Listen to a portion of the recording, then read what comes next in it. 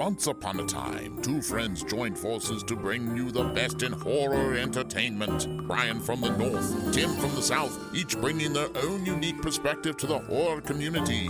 Movie reviews, Blu-ray releases, beer pairings, games, and more. Welcome to your new home for horror. This is Civil Gore. Hey there, everybody. Happy New Year, and welcome to our January 2022 Discmemberment. I am your host, Tim. And this is Brian. And while this is the first time you're hearing us in 2022, this technically is not our first true... Well, it's a first, technically, our true episode. But, you know, of course, we always start the season off with our good 20 or whatever year it is, I guess, preview. So we have that coming up for you next Monday on our normal schedule time. So this is kind of like a preview to the season, because it just the way it fell the year. Yeah, we couldn't really postpone the January Discmemberment 2 or 3 weeks into the month. So this might be the first time we started the year with a Discmemberment. Actually, I'm not sure. I don't know. Yeah, I have to look back on that because I don't remember when we switched over to the monthly format either. What was that? Whenever that year, it was, I guess, the weekend of Kev's wedding. So that's like 2 years ago. So we started, but I think last year it just ended up being okay the way it fell. Yeah. Like, I think it fell properly. But what's good? So, I know everyone's like, we have a lot to go over in our preview episode because, that's where we'll do our recap of the holidays and stuff we watched and what we got, and then some news. And so there's a lot of stuff coming for the next episode. So we'll go through that then. But this will be purely our Dismemberment episode. We'll really kind of stick to the usual format. Although I will have to say, I should share that thing that today, how we got my spam email, because I thought that was just too funny.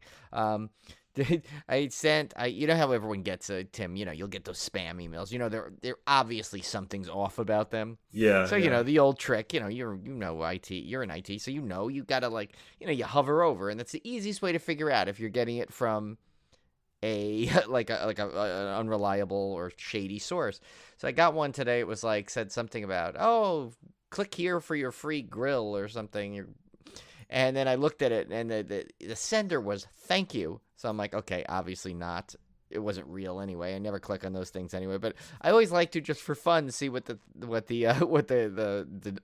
name under it is.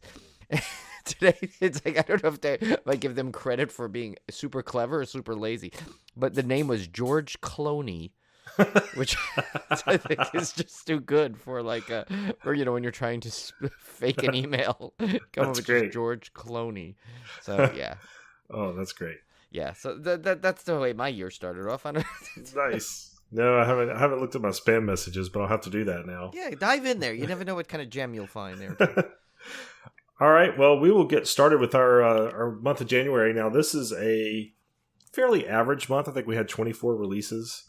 Oh, and by the way, this episode is going to be very lightly, if at all, edited, because we are recording it actually the Monday before Tuesday that it drops, that you're listening to it. So it's a very quick turnaround here. So bear with us if we kind of go off kilter, because I'm not going to have time to edit it very much. So this is a little bit of Civil Gore raw for you. Civil Gore after hours. Yeah, these are always a good one. Just like Fox of the Foxhound does their little Civil Gore after. And actually from just the the holidays, my throat is now for talking. Because when you're with family, you're constantly talking and engaging.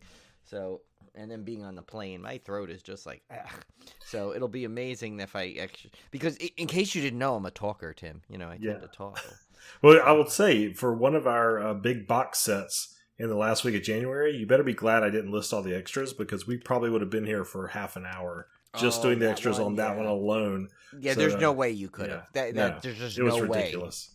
It's probably one of the, it's probably one of the sets that I'm I just can't justify the cost on it when I haven't seen anything in it, even though it's such a cool set. But we'll get to that. You probably know what we're talking about. We've mentioned it before, so when we it's a big release. You'll know. All right, so let's kick things off for the week of January 4th. As you're listening to this, these are the Blu-ray releases that are coming out your way. The first one up is our pick of the week, so I'm going to skip over it and go straight to RLJ Entertainment's The Super Deep from 2020. The Kola Super Deep Borehole is the most large-scale secret object of the country. In 1984, inexplicable sounds like the screams of many voices were recorded at a depth of more than 12 kilometers. In the wake of these events, the object was closed. A small research team went down below the surface to find out what secret the world's deepest borehole was hiding. What they have found turned out to be the greatest threat in history, and the future of humanity is in their hands. This is a Russian film, I believe, and Rebecca McKendry really spoke very highly of this one on one of their episodes of Colors of the Dark podcast. It was one of her top of that she had watched this year, so I definitely want to see this one. Yeah. We got the trailer. This is one of those ones we got the screener for, and we just didn't get a chance to watch it. But it's been on my list as well. The trailer for it looks really cool. Definitely looks, and there's some creepy like finger stuff going on in there. So I'm like, I know I'm gonna have to see that and torture myself. But yeah, this one is no extras on this one. Most of the RLJ Entertainments are just kind of bare bones, but that's okay. I mean, these are good. But discs. they're good price points. They're cheap. And most of them are on Shudder. So to buy it, you're buying it. They know you're buying it truly for collecting purposes, essentially. At this point, if you don't, because most people that are gonna be getting these are probably have own Shudder as well. So yeah, exactly. The next one, I hope I pronounce this right. Is it like the Jin or the Jin? Jin, yeah. Jin. Okay, so the D is silent. I couldn't remember if the D is I silent. know that because I just listened to a podcast series last year about jinns. It was literally about the idea of the jinn or the genie, and the jinns are like spirits, kind of like not really genie, but more like a kind of a spirit, not necessarily evil either. But maybe sometimes mischievous. And there's a really good podcast series about the folklore and the fables around them. It's really cool. So okay. I don't know if this has... I didn't know if like it's like about Jin or so, from Rogue One or something. Yeah. But anyway, this trailer for this it's kind of creepy too. But it's from 2021 again, RLJ Entertainment. It says a mute boy is trapped in his apartment with a sinister monster when he makes a wish to fulfill his heart's greatest desire. So, yeah, I thought it looked okay. I was a little tired of the moving into a new house thing. I mean, that seems to be so overdone these days, but I mean, it still looked creepy. Yeah. Oh, sorry. they get some raw because I was trying to there was a glare I was getting from the street. I was expecting Brian to fall out of the back of his chair. That's what I was waiting for. I was trying to while not have to cut the episode, trying to just move the curtain so that the glare stopped going in the corner of my eye from the stupid streetlight. So I apologize for being open. See, now you see what Tim deals with editing. He's got to edit my weird things that happen in the middle of the episodes. But yeah, you're right though. It is that trope is that everyone's always moving into a new house or something. It's like and have you ever? I look just once. I mean, you'd like to see a movie where someone moves and it's a pleasant experience. It just doesn't work that way. I know. There's always even comedies. There's a calamity that happens. Always. Something goes wrong. The movers lose their stuff. Or why can't just something happen in an existing house? I guess it's because they would have already experienced it because they've been living there for years or whatever. I don't know.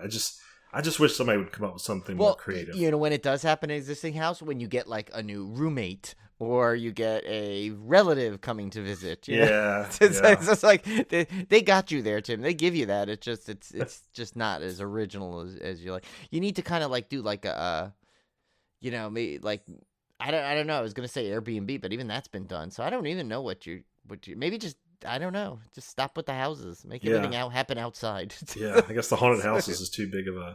Yeah, and that's one of my favorite subgenres, as we talked about a few episodes ago.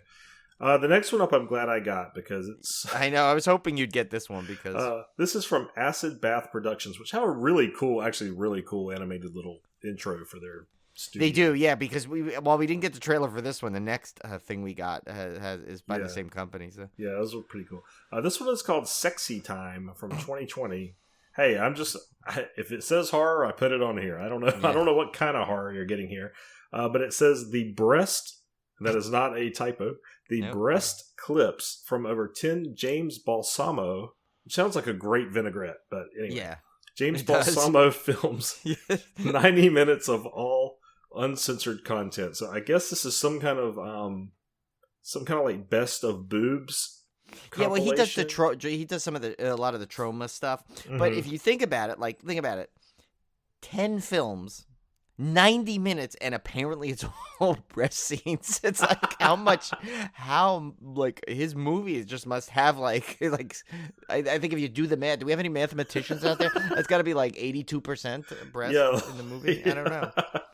But it was so funny, and because this is, I feel like when I saw this, I was like, all right, Tim's got to be joking. Is he trying to play a trick on me or something? And I look at this, and I saw the name, I recognized the salad dressing guy, and I'm like, but then I read this, I'm like 90 minutes, and it's like 10 films. I mean, imagine I could see 90 minutes. It was like, the guy had like a 25 film career, or something. Yeah, so you're averaging 9 minutes of boobs. Yeah, it's per crazy. film. I mean. And not that we it's not like we don't like it. It's just it's kind of a weird topic for a release, and listed under the horror release, no less. Oh, maybe they're getting chopped off or something. Who knows? I don't know. Yeah, Yeah, that's true. Well, if you watch trauma films, they do all kinds of things to body parts. So you could be right. Nevertheless, this is not something I'm going to open the wallet for. No. I'm sure this will be on some kind of streaming service at some point. Next one is back to the Acid Bath Productions again. And this one is called Hack Job from 2011. So it says, James and Mike are tired of art films taking away the credit that horror films deserve. So they get a script from the devil to make the best horror film ever. The script has 3 stories in it. So it's an anthology here. It says the first is about Nazis that awaken a mummy's curse. Nazis and mummies, like in one thing? That's like really blending some genres in there. The second tale is about an alien that crashes a battle of the bands and then starts eating the contestants.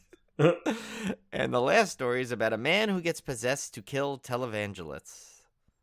That would be an interesting one. Well, there were some interesting cameos here. I caught a glimpse of Guar and Lloyd Kaufman. And Joe Bob's in this. Oh, really? Oh, no, I'm sorry. That's the other one. That's the other trailer.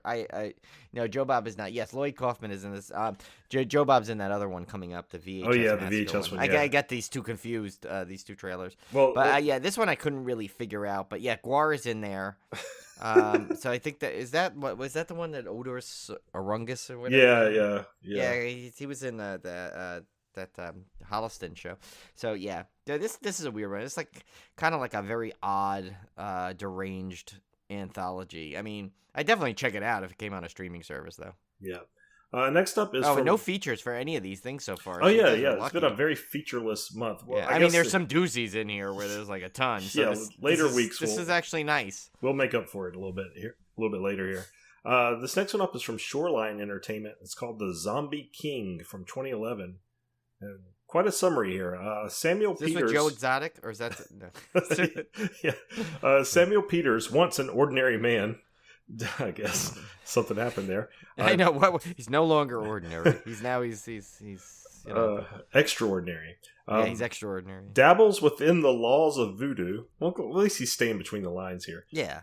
To bring his wife back from the grave. He soon encounters the god of malevolence, Kalfu, where he makes a pact with this movie. That sounds like something Joe Bob would I know. say, It's like it has Kalfu. Kalfu.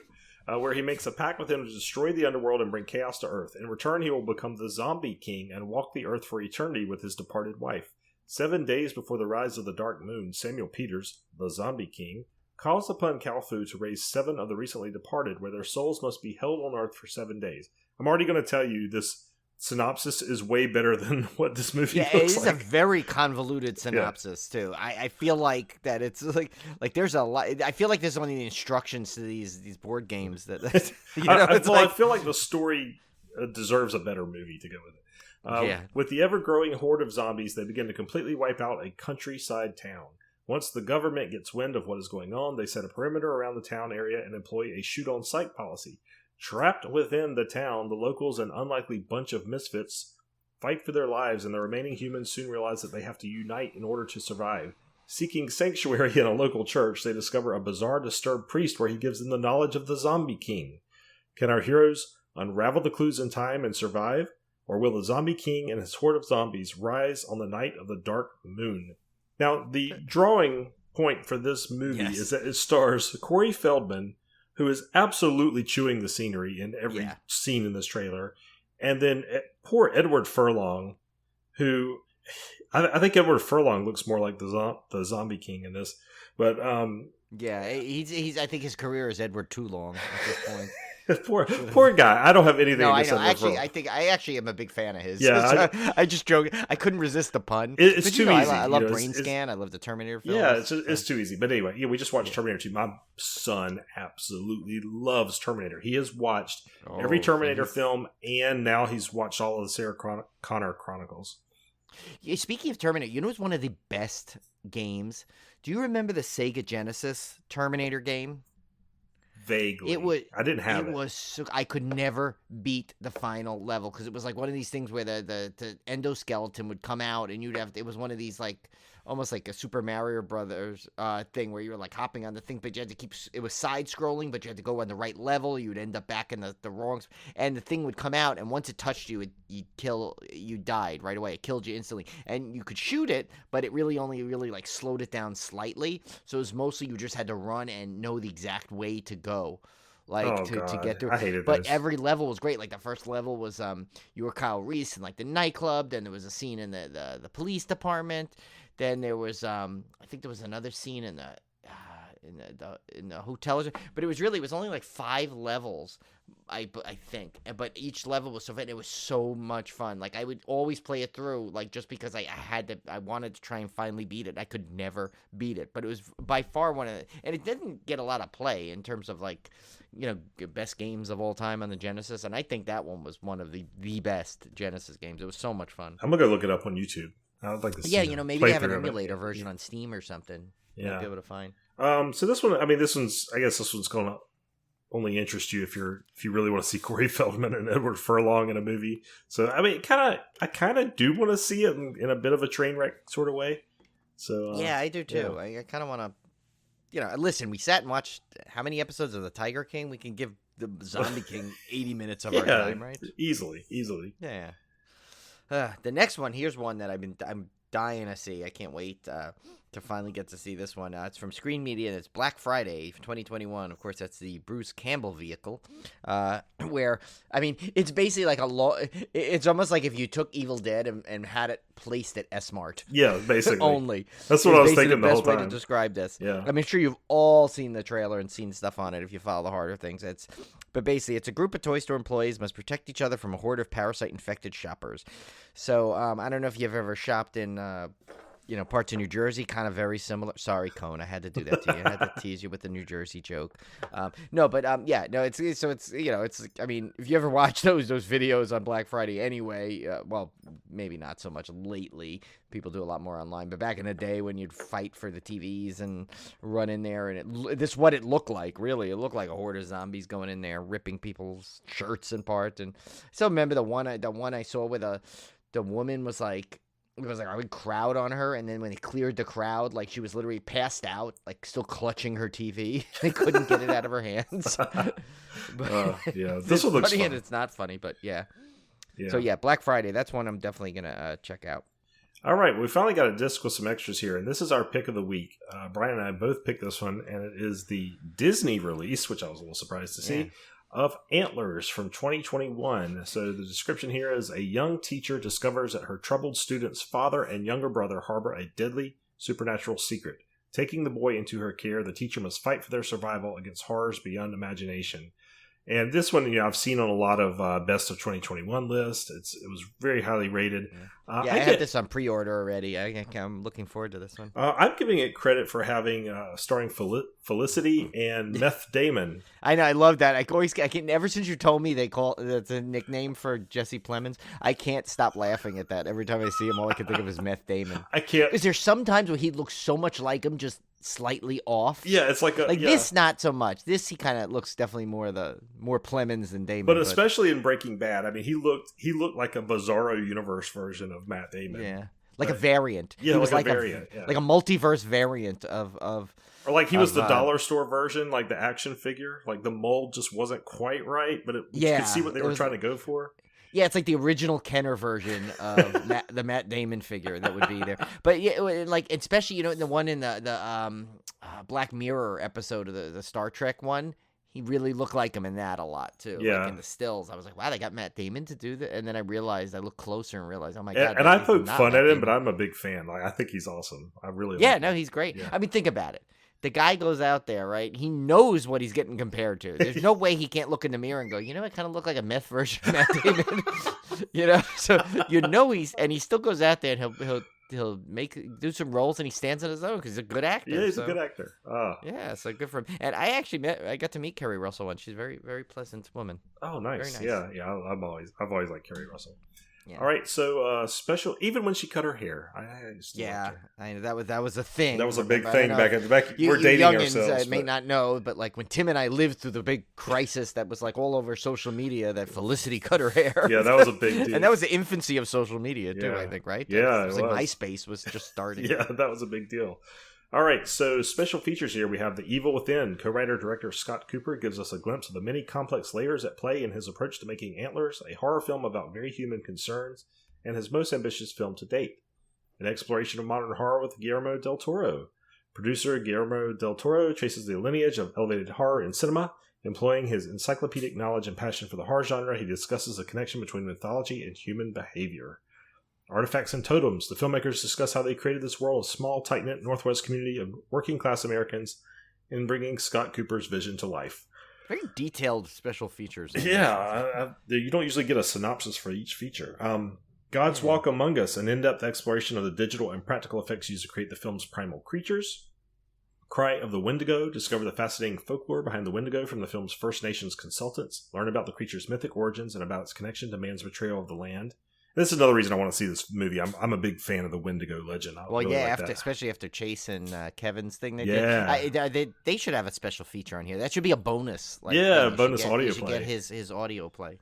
Metamorphosis. At the center of Antlers is a transformative performance by Scott Hayes. Hear about the actor's preparation for filming, including how he lost some 70 pounds in order to play a deeply tragic character. Huh. Wow. Comic-Con at Home with Scott Cooper and Guillermo del Toro. Steve Weintraub moderates his Candid Comic-Con at Home 2020 panel interview with Guillermo del Toro and Scott Cooper. Hear the filmmakers describe their process and learn who some of their filmmaking heroes are. So I'll tell you, that Metamorphosis feature, I think I want to watch right away. I want to learn how to lose 70 pounds of my holiday weight. Yeah, that I just I am the heaviest I've ever been in my life. Literally the heaviest I've ever been in my life. So I've been doing a step challenge. I'm doing 10,000 steps a day. Kept up with it 2 days so far. That's not easy. You think, 10,000 steps, you can do that. It's 5 miles. Yeah, it's 5 miles a day. Because I'm watching you as you go along, and it's exhausting. So I can't even imagine. Yeah, it's great. But no, seriously, because you go out and it's holidays or one thing, but my mother-in-law, she makes like she has these delicacies, and she made every one of them. She had our carne asada, she had these different her Portuguese omelets and her special French toast she makes, her like a slow roasted pork. She made her crab dish. I mean, like everything, and that's just there. And then my brother had made this amazing like prime rib in the sous vide, and then I had to go get my like Jack in the Box when I'm out there, and I had to try. Crazy. Yeah, I mean, all kidding. I did not gain 70, but I think I gained like seriously 8 pounds on this trip. That is massive for a 2-week. Oh yeah, I gained easily 6 to 7 pounds over the holidays, easily. That's crazy. So, yeah. The only reason I'm not sure if it's all 8 there, because I think I gained a couple pounds just before the holidays. And I knew I was in for it there. But hopefully, but the thing is, I drop it pretty quickly. I do too. When I really get serious about running consistently and stuff, I tend to drop it. So I'm not too worried about it. By March, I'll be back in fighting shape again. Yeah, no, same here. Between walking Obi and then I go back on my plant-based diet, I would figure in 2 weeks I'll be back to my svelte weight that I like. So all right, so to wrap up January 4th, we had Antlers, our pick of the week from last year. We had the Super Deep, that Russian film, The Djinn from 2021, Sexy Time from 2020, Hack Job from 2011, The Zombie King from 2011, and of course Black Friday from last year. It's hard for me to keep saying last year because I'm used to saying last year is 2020, but it's now 2021. So I know Super Deep is like last year. Yeah, we're not deep enough into 2022 to have releases from 2022 yet. So All right, so let's Yeah. get to January 11th. Only 2 releases this week, but one of them's a big one. Brian, I'm going to let you take that one since I took the last pick of the week. So I'll just jump right up to Cranked Up Films' Double Walker from 2021. A young woman's ghost investigates the mysterious events that led to her own murder. Looks pretty interesting. I kind of have it looks a little low budget, but it had an interesting premise, and I thought the performances looked pretty good. Yeah, no, actually, so here, the funny thing is, I thought the trailer was really cool. It had a really creepy, little premise to it about the two people. Like, I guess one person you go up to, and I'm going to butcher this, but it was like one person, I guess, you go up to, and you could live forever, right, or something. There was like a choice. Each sinister character gave like a weird, choice, and neither one was particularly... It's like one you could live forever, but nobody can see you, or something. Yeah, that was it. One you could get anything you want or something, but then you die in 10 days or something, and then the next one you would live forever, but no one would see you. You would be like a ghost. So, and it's funny. So I was like, wow, this looks really cool. So I actually put it in my cart on Amazon. I saw Michelle Swope, which she's one of the horror journalists I follow on Twitter. It's really good content she has. She actually was posting. She posted about it. She tweeted about how much she likes the lead actress and how good this movie was. So I'm like, I really tweeted back. I'm like, you know what? You sold me, because I had it in my cart. I was contemplating it. Nice. So now I'm going to buy it. So I pre-ordered it today. So that comes, I think, next week. So I'm actually looking forward to that. So I'll give a review when I see that, because it looks like, for once, like a kind of like unusual, premise that like I don't think I've quite seen before. I mean, I'm sure someone else out there's had that tale in some form, but it seemed like, I don't know, it's just something about it seemed unique more in this trailer. Maybe it's just good trailer editing. I don't know. But yes, our pick of the week was a no-brainer, just because, and not because Double Walker could be in one of our favorite movies, but in terms of not ever hearing of it versus what the pick of the week is, and that of course is, remember, Tim Gonna Go Night Night, and that's from Universal Pictures. Halloween Kills. You may have heard of that. Yeah. And it's extended cut. It's got 30 minutes more Evil Dies Tonight chanting. Yes, which I've seen. I remember, as you can remember, I did see the little preview, and I do remember saying that there was a lot that they lot longer version than I remember. So, and it's out in 4K, it's out in regular Blu-ray, DVD, it's all of that. So it's minutes after Laurie Strode, her daughter Karen, and granddaughter Allison left masked monster Michael Myers caged and burning in Laurie's basement. Laurie is rushed to the hospital with life-threatening injuries, believing she finally killed her lifelong tormentor.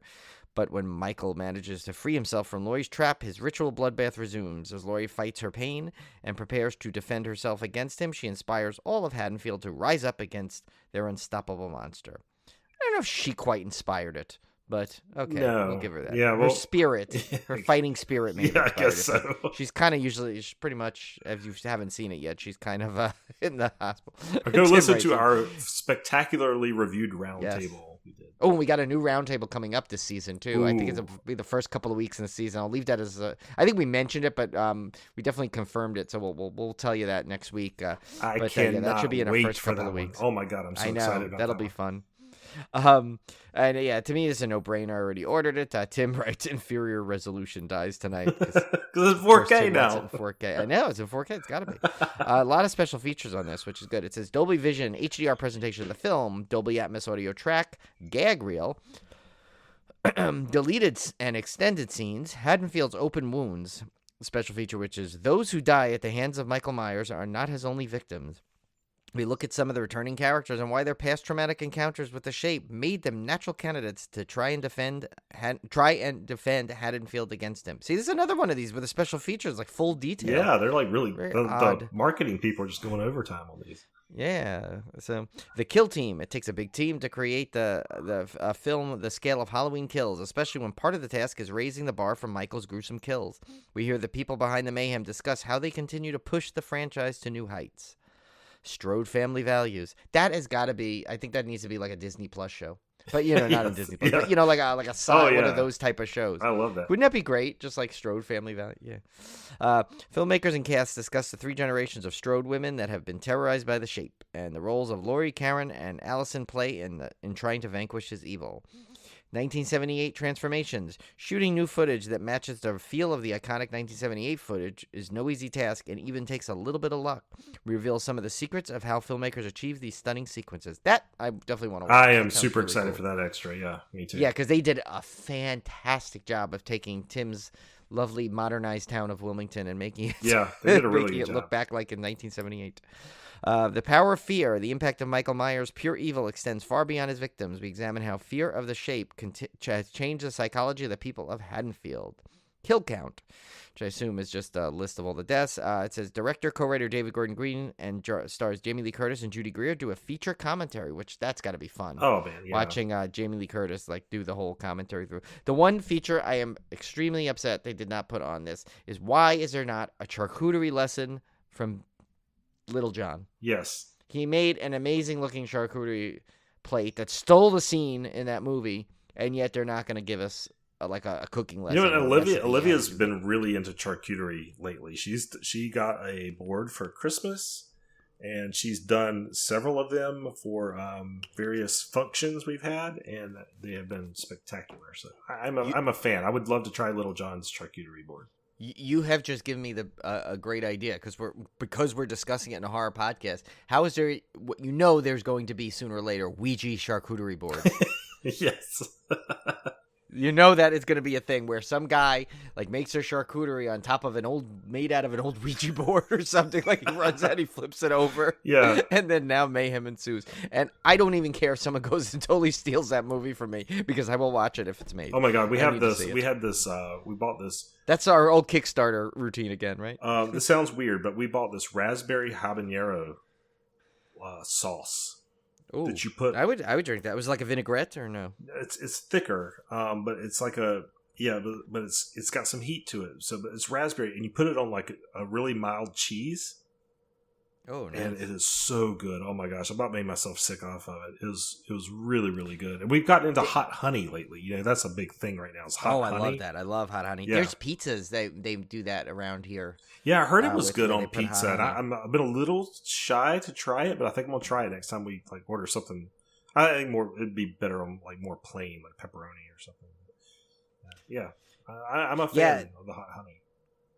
Yeah, no, and I want to I wonder if I want to ask you if my the thing that Julie and I got when we were at the Three Broomsticks the charcuterie platter that we ordered it when we were at Universal, did that inspire you to get into charcuterie? Maybe it did. I don't know. Because that is a solid charcuterie. Although I have to say, my brother-in-law Howie he is like a charcuterie master. He's like, he didn't do it this time, thank God, because I really had no room. But I've seen him. He's made some like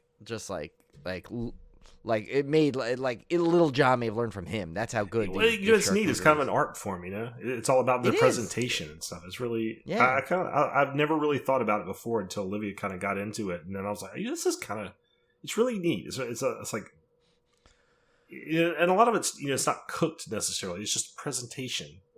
It is.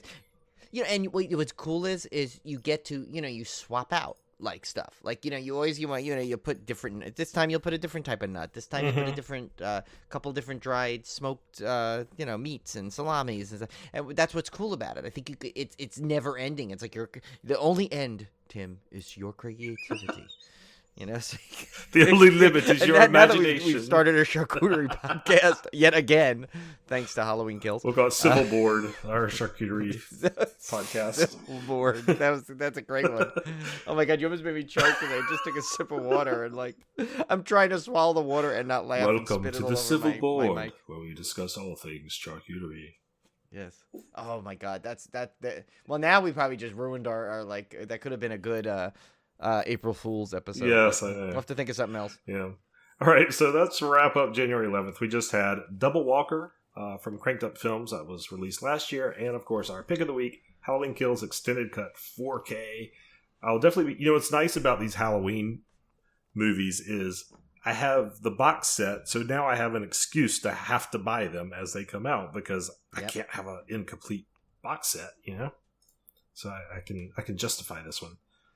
All right, so that brings us to the week of January 18th. And we're going to kick things off with a really beautiful artwork for this movie. It really more than the movie. Way more than the movie, possibly. way more than the movie deserves. This is from Lionsgate and their Vestron Video branch, which are just incredibly priced disc. Incredibly they're low price. $12 for this. It's $12.99 because I pre-ordered it. It's I mean, almost that's a good set. well. It's like these Vestron discs that they're releasing at this $12 price point. It's almost like I don't even care if the movie's any good. Like it's just to be able to buy a decent Blu-ray for that price. It's almost worth it. Yeah, and I thought there were special features on this. I know it didn't. I saw it. They didn't list it either, but I saw it on somewhere else. I thought there were some special features. I would not be surprised because I know they're. What is that one I saw? Or I've got another one of these Vestron discs, and it does have special features. Oh yeah, we have Shivers. Shivers, right? We yeah. both have Shivers, So yeah. this one, I didn't have any listed this week because when I looked it up, they had not listed them yet. But I would not be surprised if there are some special features here. This is Candyman 3 Day of the Dead Collector's Edition, and especially with it being a collector's edition, I'm sure it has extras. But the artwork on this is just beautifully done. I'd almost like to have a poster of this, even though the movie's not that great. Yeah. It's from 1999. The Candyman is back, and he's hooked on revenge. Boom, boom, boom. As the Day of the Dead celebration approaches the barrio of East Los Angeles, the tortured ghost is intent on bringing his family together in a bloody reunion beyond the grave. Challenged to confront the horrifying legend of her ancestor, Caroline must come face to face with the monster who has destroyed her past and now wants to steal her future. And again, I've raved about the artwork, and lots of people have, but the movie, not so much. But if you're collecting the Candyman series, it's a must own. Which I am, and that was a gaping hole once I just got the newest one. So that's why I was like, oh man, and I keep saying, all right. As soon as I knew that one was coming out, I'm like, all right, I have 2 and 1, so now I got to order 3, and to find out it wasn't out a few months ago, and then all of a sudden it just got the release, and at that price point too. I mean, my God, yeah. No brainer. Easy. No brainer to finish off my set with that. Next one's another one I've been looking forward to. It's from Universal. It's Last Night in Soho, 4K. From 2021, it says a young girl passionate in fashion design is mysteriously able to enter the 1960s where she encounters her idol, a dazzling wannabe singer. But 1960s London is not what it seems. Yeah, baby. No, sorry, not that 1960s London. And time seems to fall apart with shady consequences. And yeah, this one's good. It's of course an Anna. Oh my God, Anya Taylor-Joy. Anya Taylor-Joy. Thank you. I was going to say Anya Joy Taylor. I always get it wrong, and I wanted to do it. Anya Taylor-Joy vehicle, and also the one from Old is in it. The one that played the older daughter, Thomason something. Yeah. This one I just want to see from the cast alone. I'd watch anything with Anya Taylor-Joy in it. I don't care. But this one looks amazing. Yeah. And did you see they actually, on a side note, they had a Queen's Gambit the game I saw advertised. Yeah, what is it? Is it just chess? I don't understand. Is it literally just chess? What is it? I need to find out. Tim, you're the board game I'll have to look expert. that one up, I need you to find out if it's just chess in disguise. I'll find out for you. Yeah. Or is it like Horrified, where you have to go around as like, you're like going against different personas of Anya Taylor-Joy and Anya Taylor-Joy, the board game. I would play that. That would be a good game. Because think about it, you could have like all the characters from Split in there. You could have Witch. Black Phillip from The Witch. Oh, yeah, I mean, you got a lot of stuff in there. So release number 3 is from Arrow. This one, this one looks entertaining. This is Shock, aka Beyond the Gate 2. But this isn't the Beyond the Gate like Barbara Crampton franchise, right? No, this is like before that. Yeah. That's way. Why is it Beyond the Gate 2 then? Was there a Beyond the Gate 1? I have no idea. Before the Barbara Crampton version? It was just it's an AKA. Who knows why they're called what they are? True, it's been a while since we've had an AKA, so I needed one for this Discmemberment. I will say I see it more listed as Shock because I saw that I think Amazon was selling it. Yeah, it's definitely the trailer Shock. says Shock. I mean, it's definitely known more for that. This one was from '77. A couple is terrorized in their new house. Oh, couple moved into a new house. Imagine that. Haunted by the what a shocker! Even in the '70s, they were doing the title. Haunted by the vengeful ghost of the woman's former husband who possesses her young son. So here's my notes: '70s, check. Bad English dubbing, check. Out of tune, inappropriate soundtrack, check. Must be a Tim film. This looked amazing. I cannot wait to watch this one. I love these. I love the whole thing. If it's a 70s, give me a bad dub of a 70s Italian film, and I will watch it all day long. Love it. Yeah. Well, in the trailer, I swear to God, it's like I think it was like it's like I started to like thought it was a second trailer had started. It's like I feel like it's like 5 minutes long, and yet I still don't know what the heck is going on. No clue, no clue, no clue. But it's I still like you though. It's like there's something about it that like I'm like seems to still check all the boxes somehow, even though I have no idea how it checked each one. But yeah, good extras on this one as most era releases have. Yeah. Brand new 2K restoration for the original Cameron 35mm camera negative, original Italian and English front and end titles and insert shots. New audio commentary by Tim Lucas, author of Mario Bava, All the Colors of the Dark, and of course Tim Lucas is our Southern gentleman redneck Joe Bob clone in the film historian pantheon. A Ghost in the House, a new video interview with co-director and co-writer Lamberto Bava. Via del Orologio 33, a new video interview with co-writer Dardano Sacchetti. Did that sound like one of those like liqueurs, like new Del Orologio? Well, the Dardano Sacchetti sounds like a pasta. I got Olivia a pasta maker. This is like a whole meal. Yeah, I got her a pasta maker for Christmas. So we're excited to try that thing. But you're really giving Olivia a lot of like culinary tasks. Well, you know what? You wonder why I weigh the most I've ever weighed. I know. You know, I keep giving my wife things to make delicious stuff. Olivia's an amazing cook. She's really just a really good cook, and that they always say marry a good cook, but they don't tell you that it's going to also make you weigh 20 gain 20 pounds over Christmas. I know, and I went for the double. I went, not only could Julie cook really well, but her mom cooks really well, and so it's like, I had no chance. No. This one has The Devil Pulls the Strings, a new video essay by author and critic Alexandra Heller-Nicholas. Our saucy little minx. Oh yeah, saucy little minx. Remember, think Karen Black from Trilogy of Terror. Yeah, there you go. Shock Horror, the stylistic diversity of Mario Bava, a new video appreciation by author and critic Stephen Thrower. Do I need to go through his whole thing again? No, but we know Stephen Thrower is he's never been a historian. He's always we kind of made one. We made a fake backstory for him. I don't know how we began that with him not being a historian, but somehow he got kind of snuck in there. I think it was an accident. I think it was like he was with another one on this. We can't revoke. Yeah, now once you put him in the lexicon and Cody marks it down on her spreadsheet, that's final. Yeah, when you're in the historian record of Civil War, you don't leave. Yeah, I feel like Cody, like she gives it to us on a spreadsheet, but I feel like she has that like giant book, like the guy does in Christmas Evil. It's like that really fancy ledger. Oh, like the old monks used to transcribe. Yeah, she does. Yeah. She's got this huge book, and like after she sends it to us in Excel format, she's got like a quill pen. Totally, she's writing in it. Even though she lives, like she's, she has all the modern amenities, of course, of her apartment. She still does it by candlelight. Yes, and I think like a nice goblet of wine next to her, and and all you hear is the scritching of the quill pen as she writes.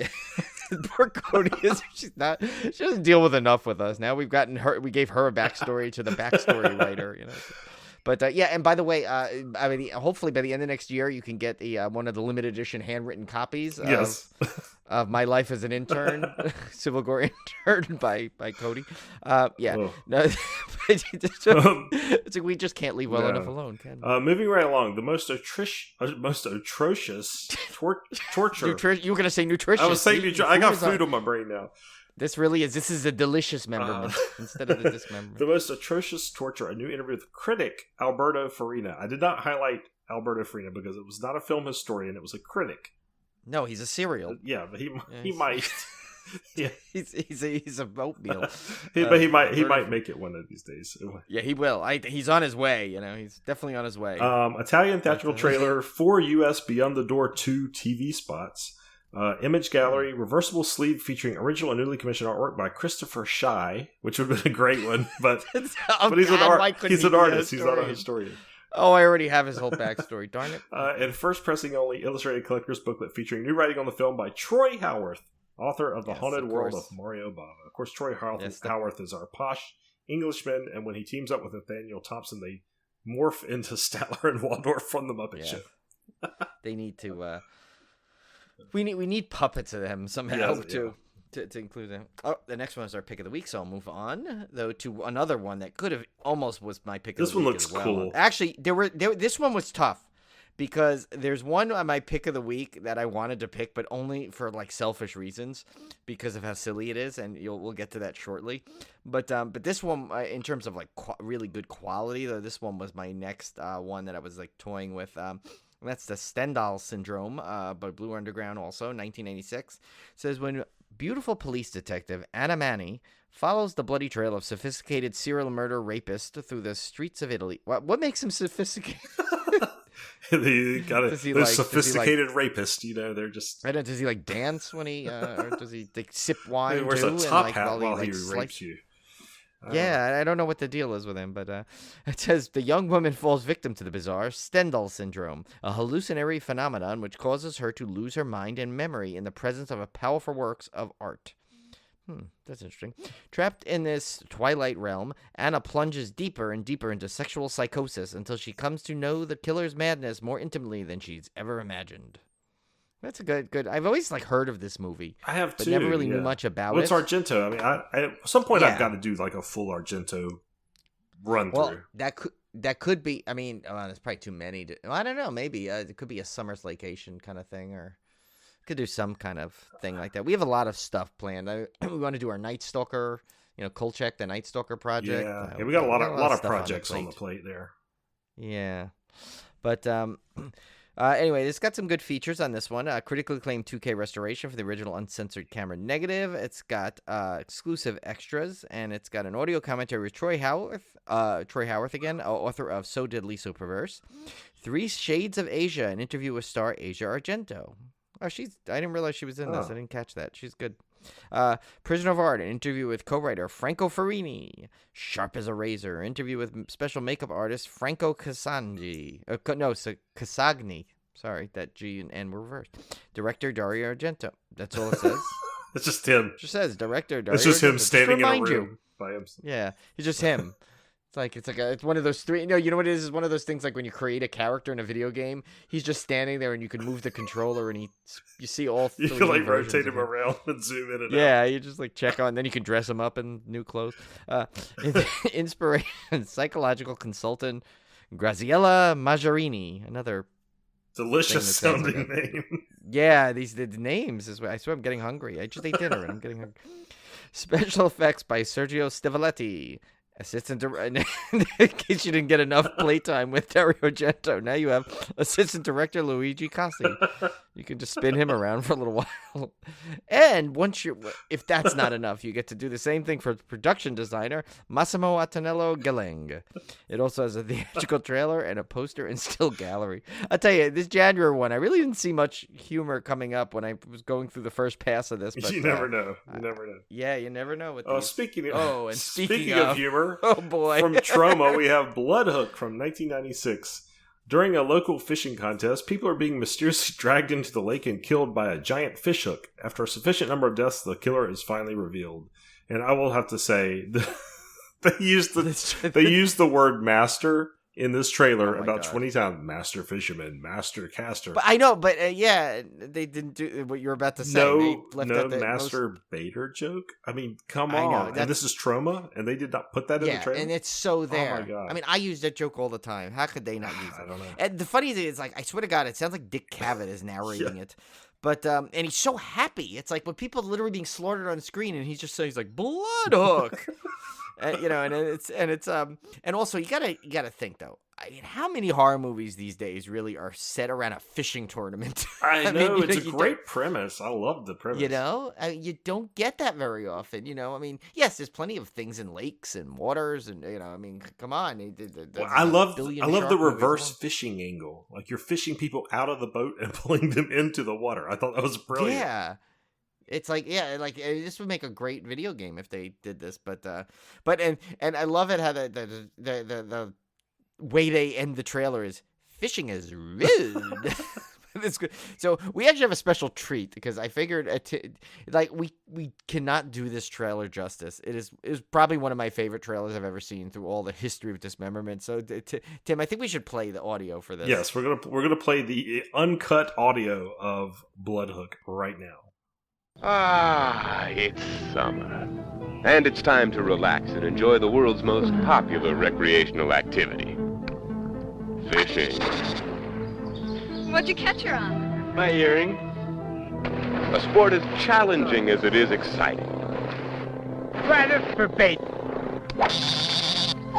Yes, it's bloodhook. And fishing was never like this. Bloodhook casts you into the heart of the world famous Musky Madness fishing contest. It's him! It's him! He's doing it! With various contestants. We're all like time bombs waiting to go off! Boom! And the one fisherman who's the most unique fisherman of them all. The master fisherman. This master caster will teach you all the angles. He'll reveal his prize-winning methods for selecting and preparing his own bait. Yes, fellow anglers, this is your chance to learn the art of planting your hook and riding in your catch. So come on down and join the master at this most delightful pastime. Bloodhook, where the catch of the day is you. Bloodhook is filled to the gills with a talented cast of young new stars. It is lavishly produced by David Herbert and expertly directed by James Mallon. See Bloodhook and learn all the tricks for catching even the most elusive species. And more. So pack up your gear and get ready for a most unusual fishing expedition. Bloodhook. You can't worm your way out of this one. See Bloodhook. Fishing was never like this. Fishing is rude. All right, I don't think we've ever done that, Brian, in a Discmemberment. No, I don't think so. It was if there was one that was ever earned that distinction. Yes, it was definitely that. That was great. It's got a lot of features for you here too. Oh yeah, this is fine. I got so caught up in that trailer, I got stunned there for a minute. This has a new 2K restoration of the film from the 16mm original camera negative. Hook, line, and sinker. An interview with director Jim Mallon.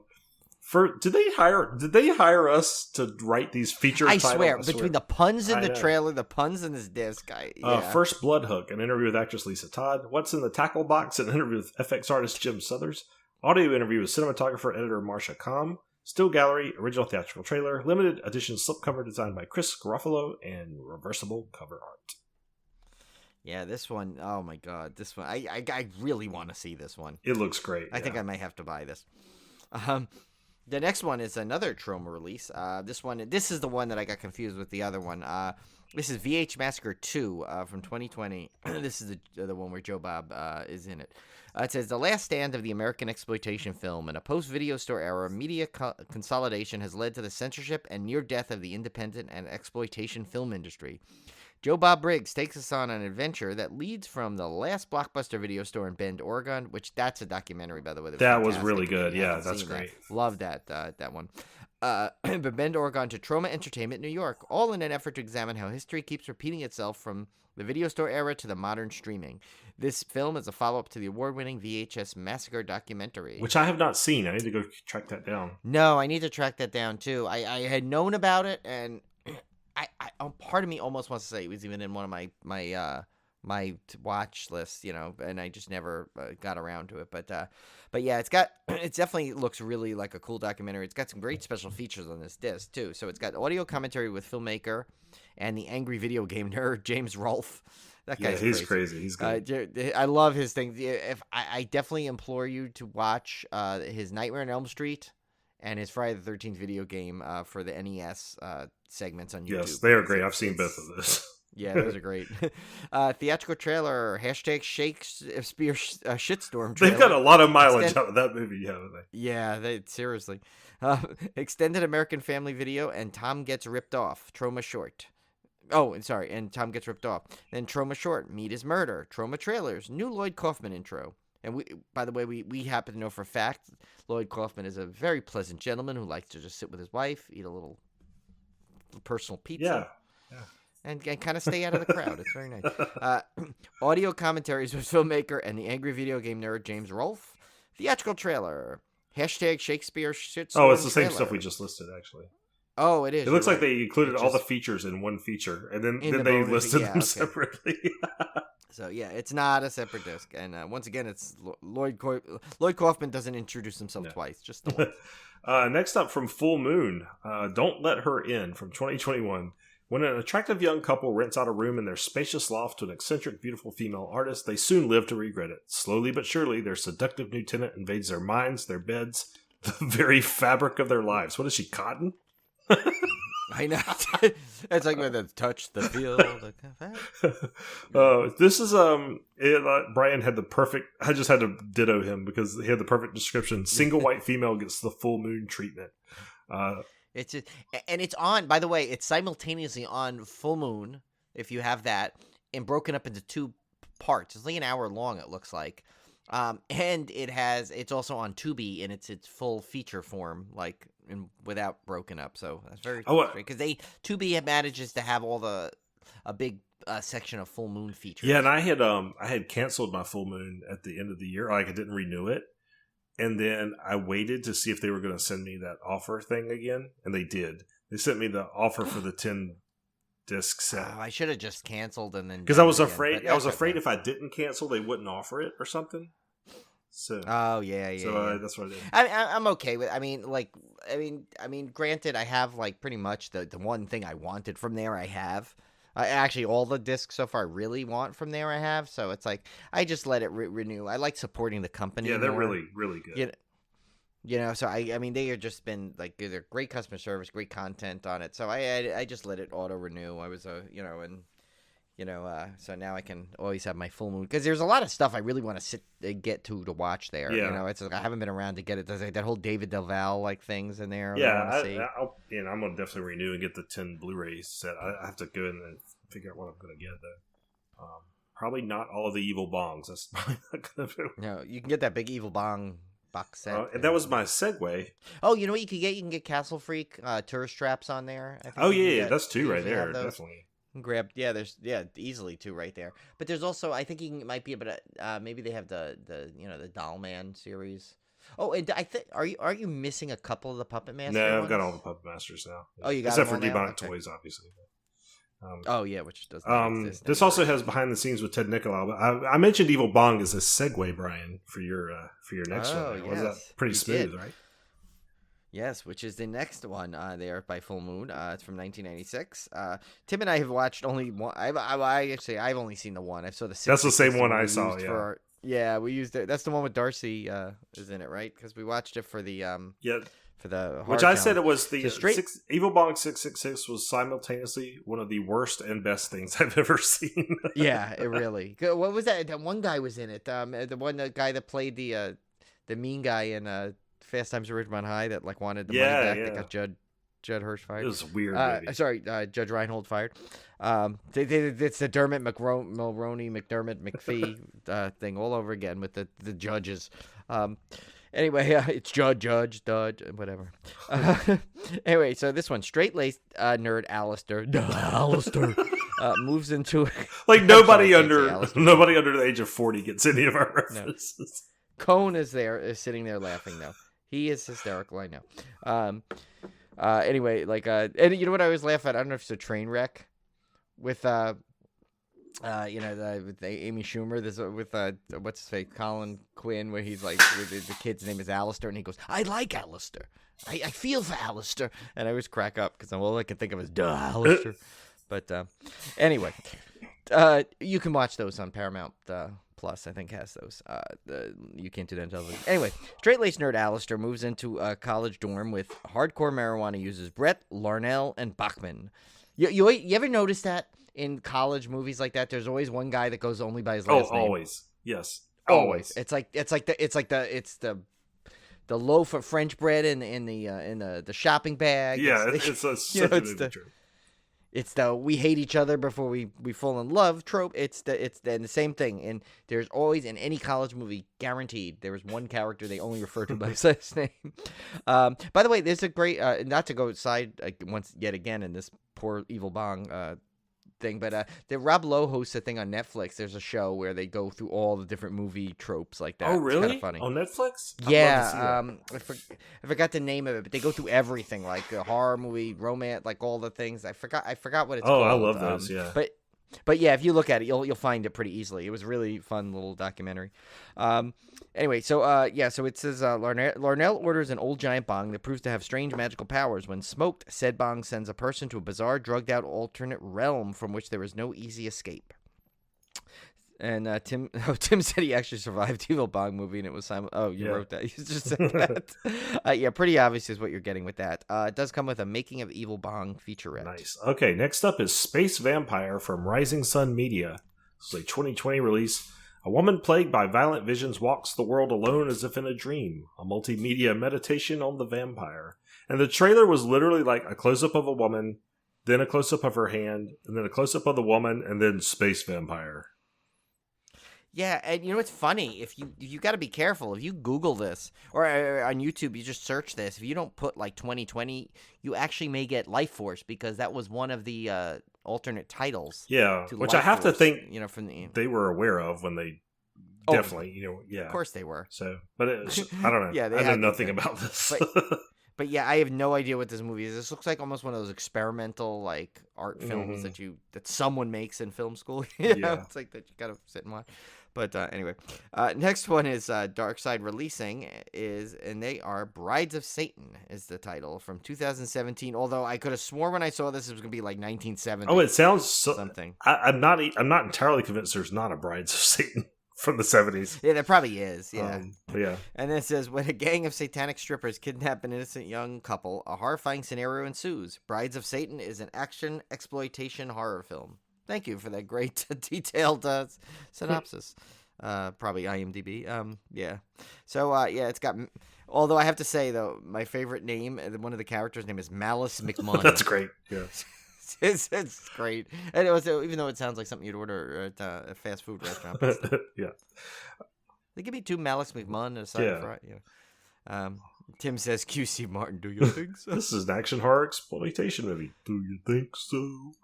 So that brings us to our pick of the week. We both agreed on this one. This is Blue Underground's release of The Toolbox Murders in 4K. This is from 1978. In a quiet apartment complex in Los Angeles, a deranged handyman goes on a killing spree, savagely murdering immoral women with the tools of his trade. Claw hammers, screwdrivers, savagely murdering immoral women with the tools of his trade. Oh, wait, that was... Okay, there's a typo there in the synopsis. I just copy and paste these things, folks. I don't make them up. Yeah, no, we always put that disclaimer. You cannot blame Tim for any of the weird formatting. And even a deadly nail gun. But these gruesome massacres are just the beginning. Power drills and even a deadly nail gun. Yeah, this thing is all screwed up. Oh my god. Landmark epic of violence and depravity that was vilified by critics, banned by censors, and treasured by splatter fans worldwide. So, Brian, I don't think I've ever told you this story, but this one's very special to me because when VHS first came out and it was a novelty to go rent a movie. I mean, that was like a big deal. And my mom was really very lenient on what she'd let us rent. And she, Friday the 13th, part 2, 3, 4, 5. Okay, sure, whatever. She didn't really care. This one, I guess the title, maybe, or maybe it was the cover art or something about it, the Toolbox Murders. That one she had a problem with. And so... when we tried to rent this one, we ran into some trouble there. And so I've always fondly remember this one. I don't remember much about the movie, to be quite honest. But I'll always remember renting this one. And how my mom was like, she finally caved in and let us rent it, but she was not happy at all. Did you say well, no, it's a documentary on it's like it's this old house. But yeah, so I'll always have a fond memory of this one just because I can almost remember the day we rented this movie. It's just clear in my mind. But this one, I want to see just that song where it says, "Sometimes I feel like a motherless child." It's like that song in the beginning. This one is has just a great set of features. Another reason why we picked it for our pick of the week, other than my nostalgia, has a new 16-bit 4K restoration from the uncut original camera negative, Dolby Vision HDR, Dolby Atmos track, an audio commentary with producer Tony DiDio, director of photography Gary Graver, and star Pamela Ferdin. New audio commentary number 2 with film historians Troy Howarth and Nathaniel Thompson. There you go. Uh-oh. Statler and Waldorf. There they are. That's automatic. That's an automatic plus on this. This has a lot of film historians. A new drill sergeant interview with director Dennis Donnelly. New tools of the trade interview with star Wesley Yuri. New Flesh and Blood interview with actress Kelly Nichols. New Slashback Memories. David Delval remembers Cameron Mitchell. We all know who David Delval is. Yes. He's got his Shatner's hair. He looks and sounds like Frankie Avalon. Yeah. Does his Beachboytation movies. You know, he's Smooth. Got Hassel. Oh, you can't forget his Hasselhoff like. Yeah, there you go. And he also does stuff on Full Moon. Yeah, he does. You can see how close and how not close we are to him. They know I think we got. What did we get about? 40% maybe 40%. Right? Yeah. They know I have been sad. Video essay by film historian Amanda Reyes and filmmaker Chris O'Neill. And Amanda Reyes, she's in there. She's known for her amazing, rarely known facts about obscure movies. And there's a long thing about that. Which you can read in Cody's upcoming book. A tome. Her upcoming tome. Yeah, it's her tome. I can just see her right now. She's like, all right, well, now I gotta order this thing. She's like looking at Amazon, best price tomes. New poster in Still Gallery. I got nailed in the Toolbox Murders, which might be the best feature name. That sounds like a T-shirt you'd like someone bring home for you if you went to the Toolbox Murders. If Fright Rags does not have that shirt, that's a crying shame. Not Civil War. Interview with actress Marianne Walter. Theatrical trailer, TV spot, radio spot said first pressing only, a limited edition embossed slipcover. So that one just looks like a lot of fun. There's a lot of this. Do you think they go around going like embossed? Sorry, that's terrible. Well, this week I will have to say this week had multiple contenders for pick of the week, but that one just had a little bit of nostalgia for me, and the 4K and the extras. That was the icing on top. So that's why I picked that. Yeah, and they just overall, I think the fact that I had like her, I knew of that movie, from like it's the thing, all the hubbub about it. I feel like it had to get it. Although I'll tell you, the Stendhal Syndrome could have got it, and Bloodhook definitely for just its craziness. But and one I would just recommend picking up anyway, just for the price, is that Candyman 3 for $12. It's a no-brainer. So to recap, for January 18th, we had Candyman 3, Day of the Dead, Last Night in Soho 4K, Shock, aka Beyond the Gate 2 from 1977. The Stendhal Syndrome from 1996, Bloodhook from 1996, VHS Massacre 2 from 2020, Don't Let Her In from 2021, Evil Bong from 1996, Space Vampire 2020, Brides of Satan 2017, and our pick of the week, Blue Underground's release of the Toolbox Murders in 4K. Yes. All right, that brings us to that is a fun week. This is probably my. Well, I can't talk about it right now. It's our pick of the week, so we'll go on. But January 25th ushers in the release of one of the most coolest box sets I've ever seen that I can't afford. Yeah. I will have to say, I'll point out, there are a couple of reissues this week. There are reissues of Prom Night 2008, the remake. Basket. Is that the what's her name in it? Oh my God, she was in Pitch Perfect. Yeah, I know you're talking about.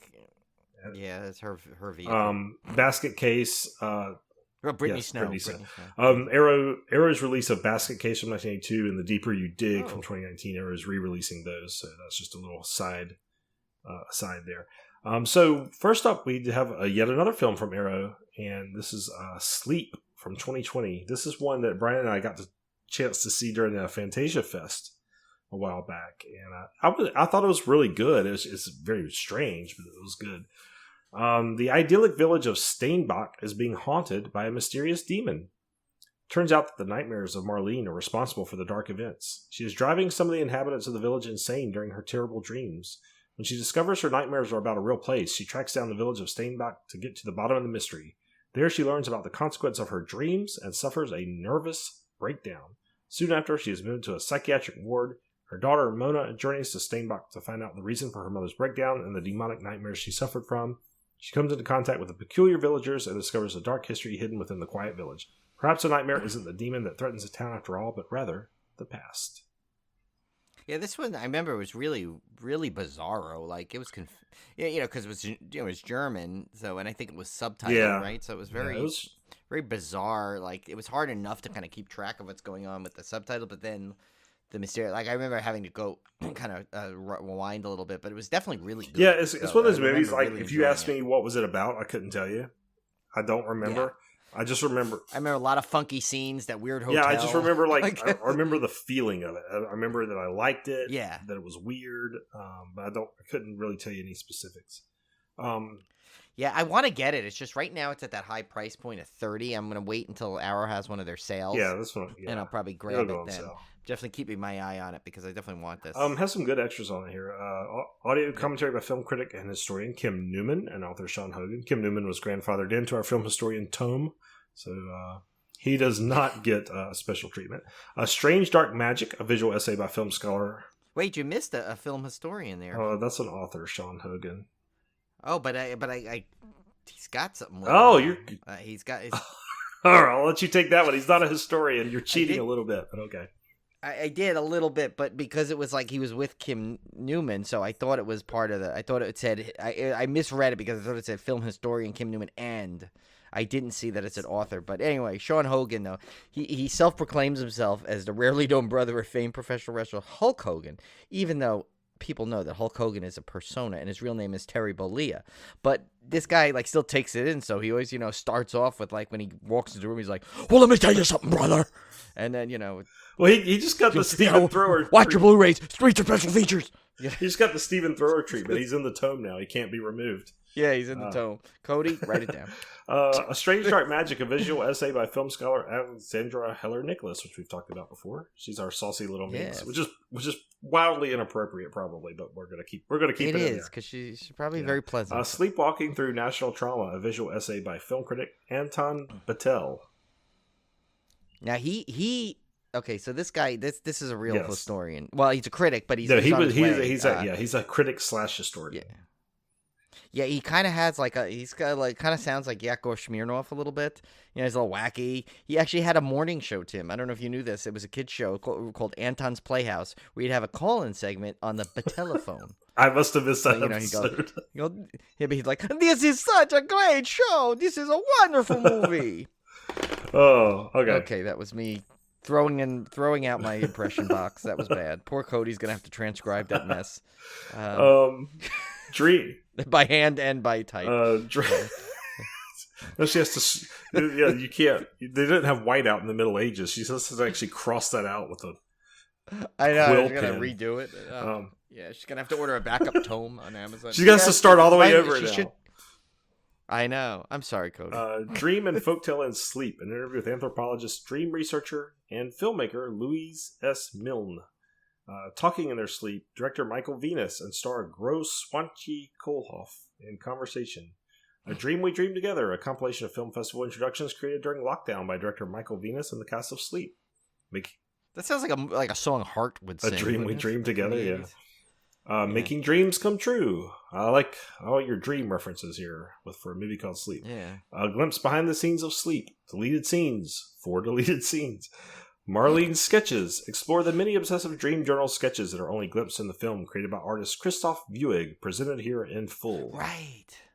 Now I remember that. She did have that little thing she was doing with the sketches, but you really didn't see much of it. That's right. Now I kind of remember. It's funny, as we're going through it, I kind of remember some more things about it. Trailer, image gallery, reversible sleeve featuring original and newly commissioned artwork by Oink Creative.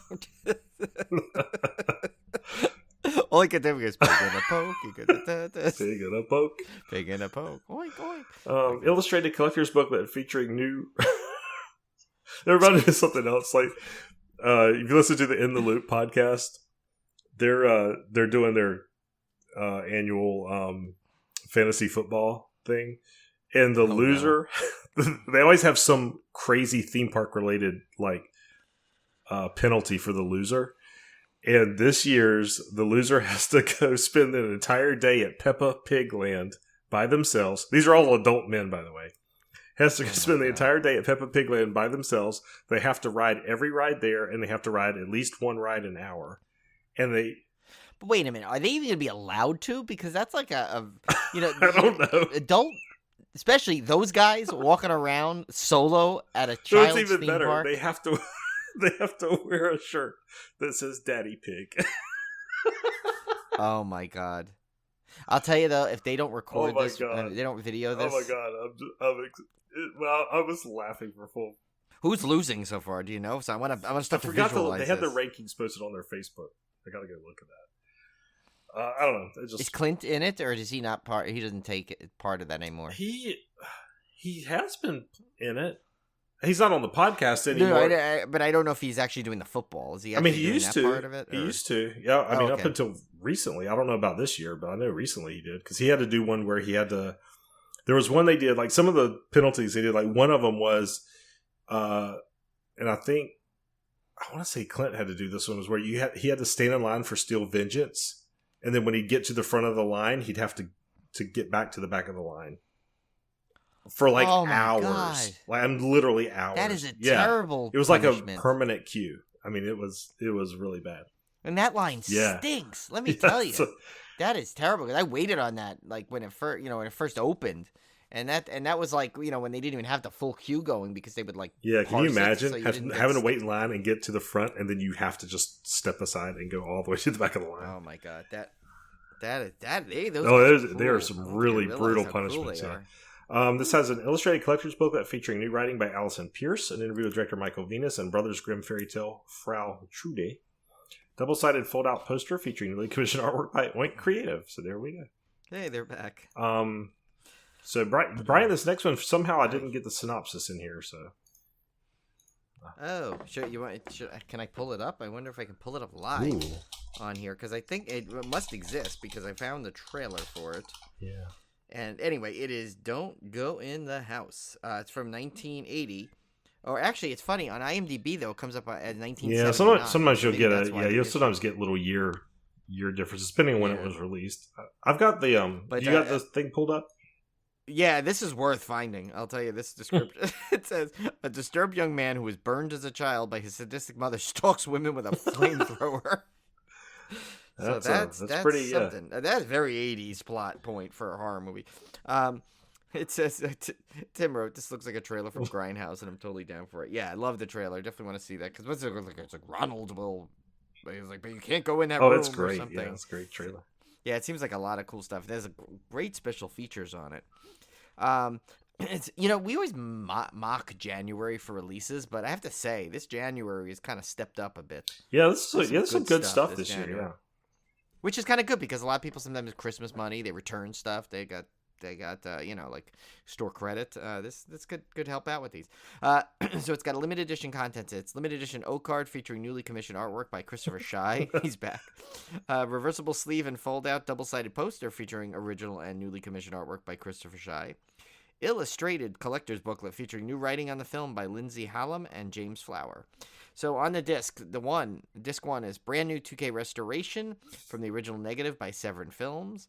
Two versions of the film, 83-minute uncut theatrical version and the 89-minute television version with additional scenes and alternate footage. How would this ever aired on television? I know. Me, but and it only by and it's like longer somehow. I don't what. Oof.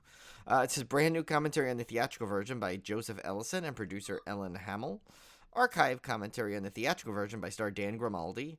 Housekeeping, a brand new featurette by Severin Films interviewing associate producer Matthew Mallison and co-writer producer Joe Macefield. It says we went in the house, a brand new featurette by Severin Films with Michael Gingold revisiting locations of the film, including the iconic house, of course. Michael Gingold, he once hosted that film series called Gingold and Oldies, and he likes to pronounce his name. I can speak. Likes to pronounce his name with a British accent, so he sounds like Michael Caine, who's like Michael Gingold, just to be cool. Playing with Fire, an archive interview with star Dan Grimaldi from 2005. It's now just to clear that up.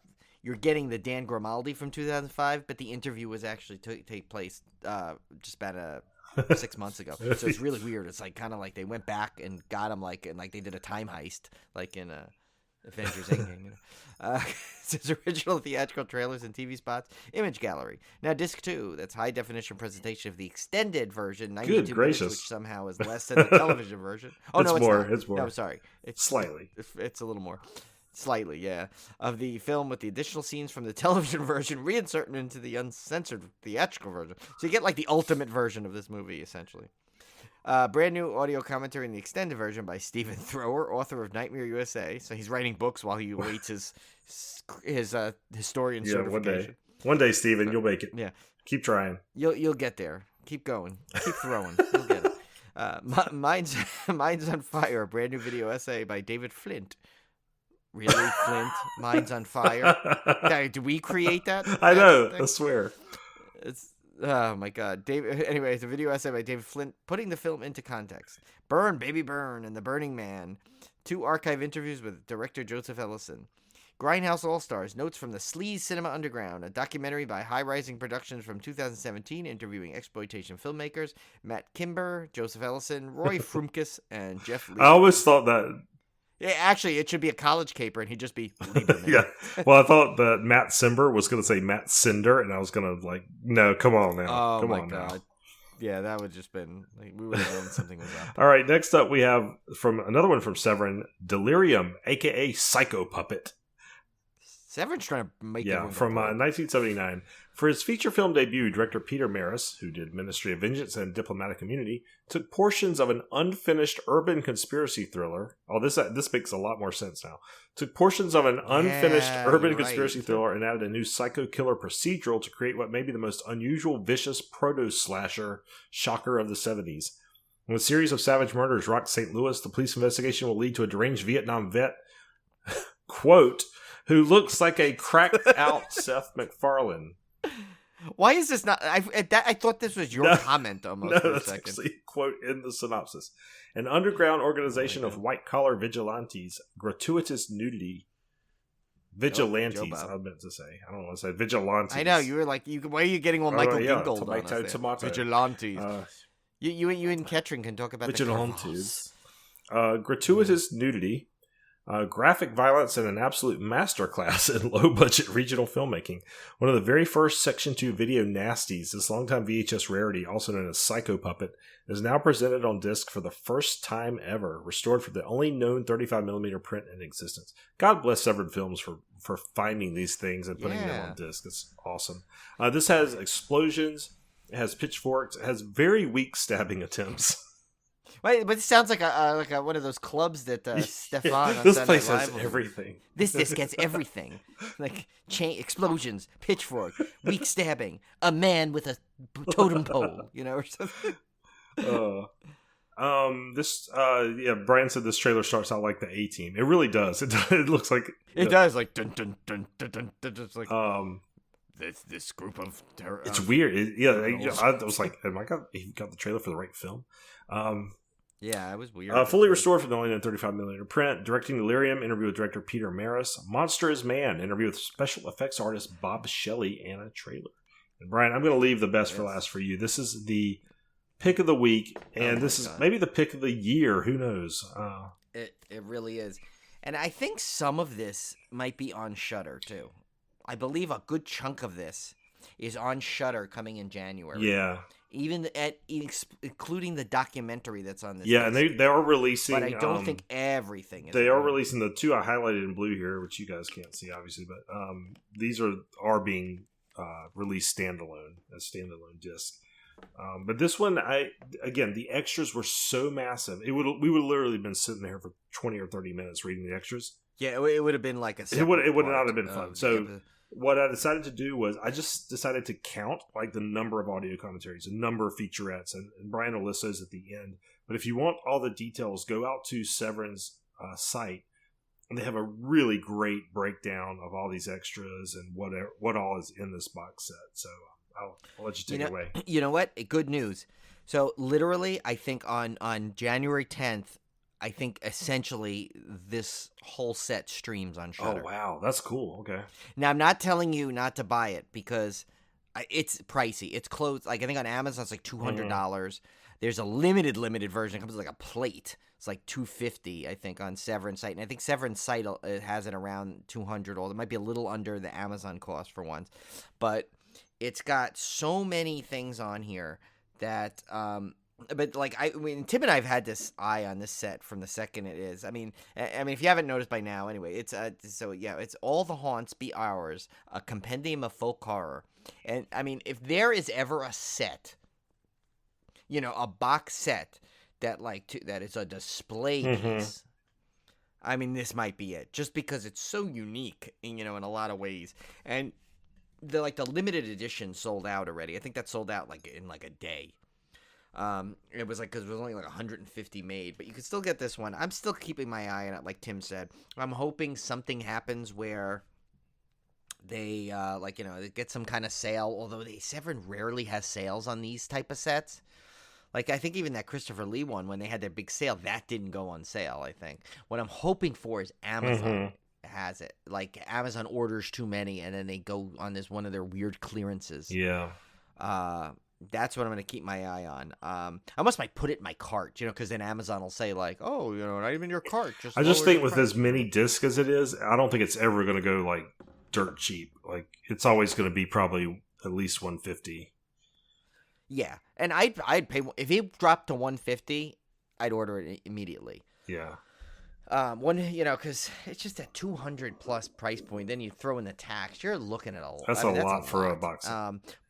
But what I may do is what I think I'll probably do is essentially we can get a preview of it. Yeah, then if you really like it, then you can definitely know if you'd rather spend your money on it. Yeah. Yeah, exactly. I don't think we even named what we're talking about here. Yeah, well, no, I did, but it's called All the Haunts Be Ours, a compendium of folk horror. It's a massive box set.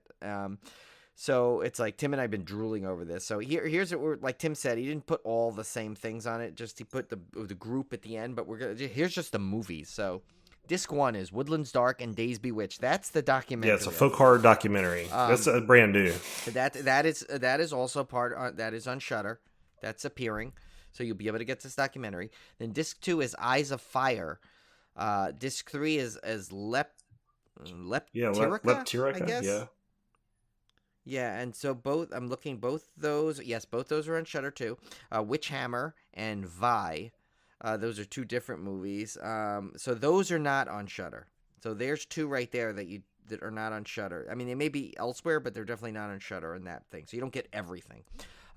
Next is disc 5 is Lake of the Dead and Tilbury. So those are both there on Shudder, so that's good. Disc 6 is The Dreaming and Kadecha. I don't think... Okay, so those aren't there either. So it's not everything. I take it back. It's not everything. So they're not there.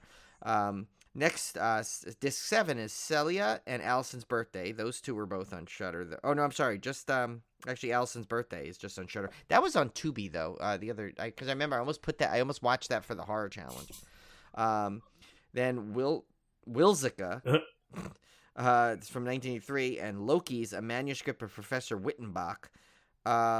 Looks like definitely the Wilzica is on there, but that's and Loki's is too. I'm sorry, Loki's is on there.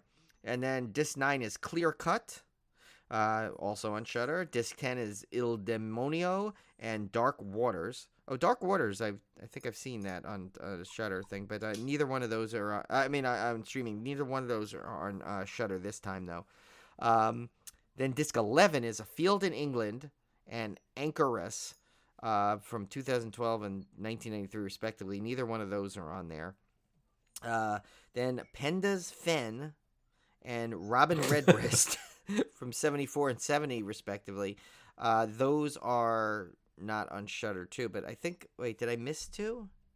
I think I missed some. Oh no, I said Eyes of Fire. But, I thought Edge of Knife is listed there.